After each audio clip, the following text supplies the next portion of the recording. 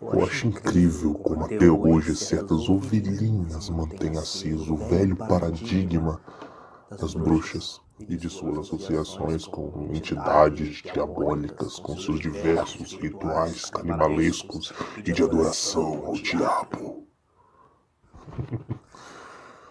Ponderar sobre isso é como acreditar em Papai Noel, o coelhinho da Páscoa, e negar o verdadeiro significado de tudo isso. A perseguição incessante da Igreja Católica por bruxas em todo o mundo ficou conhecido como caça às bruxas. Várias pessoas, principalmente mulheres e crianças, foram condenadas aos métodos de tortura mais cruéis e macabros já vistos pela humanidade. Essas supostas bruxas muitas vezes eram apenas mulheres com um pouco de conhecimento de medicina, botânica, astrologia, coisas ligadas à ciência, e que conseguiam, através de ervas medicinais, curar ferimentos e enfermidades. Só isso já era suficiente para levar ela a ser queimada viva em uma fogueira, em praça pública, para apreciar os gritos de agonia dela. Ridículo! A grande maioria dessas histórias foram alteradas pela própria igreja, que acabou por demonizar todas as entidades pagãs da época, e até masculinizaram todas as entidades femininas, além de demonizá-las, é claro, só para excluir a menção do sagrado feminino, já que a igreja defendia uma sociedade totalmente patriarcal. Muitas dessas histórias foram alimentadas por escritores românticos e artistas do século XIX, que criaram uma farsa mitológica sobre a mulher que entra escondido na casa para pegar seu bebê, chupar o sangue dele e usar o restante para fazer porções e maldições, para depois sair voando em uma vassoura. Por favor. E isso nos leva até o marco dessa história. No ano de 1283, o Papa Gregório IX criou o Tribunal Católico Romano, conhecido como Santa Inquisição, que acabou por ser uma tentativa de acabar com a heresia no mundo, ou algo do tipo. Apesar de só em 1320, aproximadamente, a pedido do Papa João XXIII, a bruxaria e as religiões antigas dos pagãos foram consideradas oficialmente um crime digno de pena de morte, alegando ser uma ameaça ao cristianismo. Mas foi em 1586, ano em que dois frades dominicanos escreveram um livro medonho a respeito de como lidar com bruxas. E isso foi graças ao Papa Inocêncio VIII, que através da bula papal concedeu total poder à Inquisição para lidar com esse tipo de magia. Mas eu conheço uma pessoa que pode explicar melhor a respeito desse tema. A pessoa que, inclusive, me fez o convite para participar desse vídeo. Em diversos lugares no mundo tiveram casos de pessoas que sofreram perseguição por crimes de bruxaria.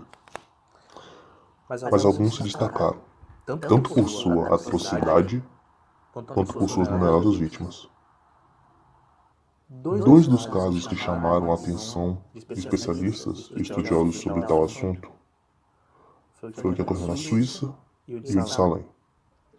A Suíça detém o triste e repudioso recorde europeu de perseguição e aniquilação às chamadas bruxas. Na Idade Média, qualquer epidemia ou catástrofe que ocorria era culpa de alguém, e esse alguém deveria ser punido.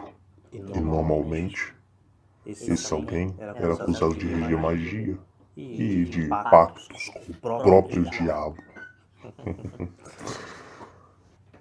Como naquela época era fácil criar a fantasia de ser bruxa, bastava simplesmente um comportamento marginal ou rebelde para chamar a atenção e alimentar o boato, para alertar as autoridades. E assim, estaria aberta a caça, se é que vocês me entendem. Simplesmente, para os inquisidores, para se condenar uma bruxa, era necessária uma confissão.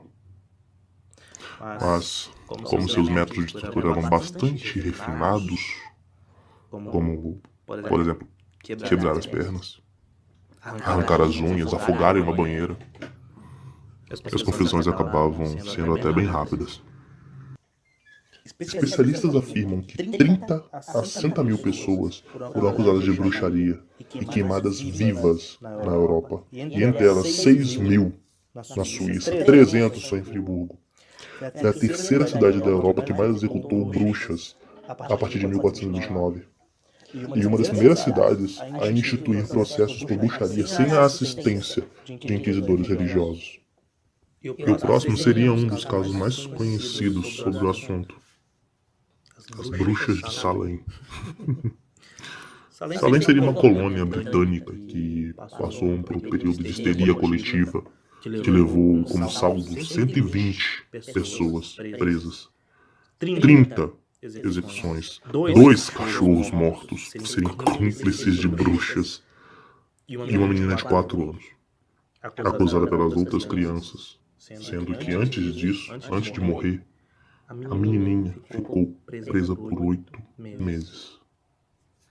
Humanos.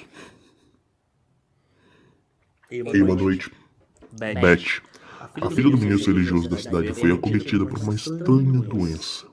Contorcia-se de dor, chorava, gritava, sofria com a febre e reclamava que parecia estar sendo picada. Até hoje a ciência não sabe exatamente qual era a doença.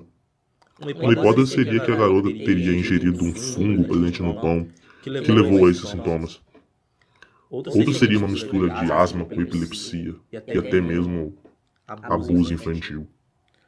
Outras meninas também desenvolveram os mesmos sintomas. Contorciam-se de dor em poses horrendas. Diziam sentir arranhões, mordidas e beliscadas por todo o corpo. O médico da cidade não conseguiu descobrir o motivo disso tudo. Ele sugeriu ser de origem sobrenatural. E com isso foi uma perseguição incessante até chegar ao saldo final. Eu gostaria de agradecer a Lucy, do canal Arquivo Mortal, pelo convite para falar sobre esse assunto que até hoje é meio delicado de se falar, por se tratar de religião, intolerância e até mesmo fanatismo. Inscreva-se no canal dela e também no canal Porta-Voz no Medo. Os links estarão na descrição. Eu sou o Benu e foi um prazer compartilhar esse conhecimento com vocês.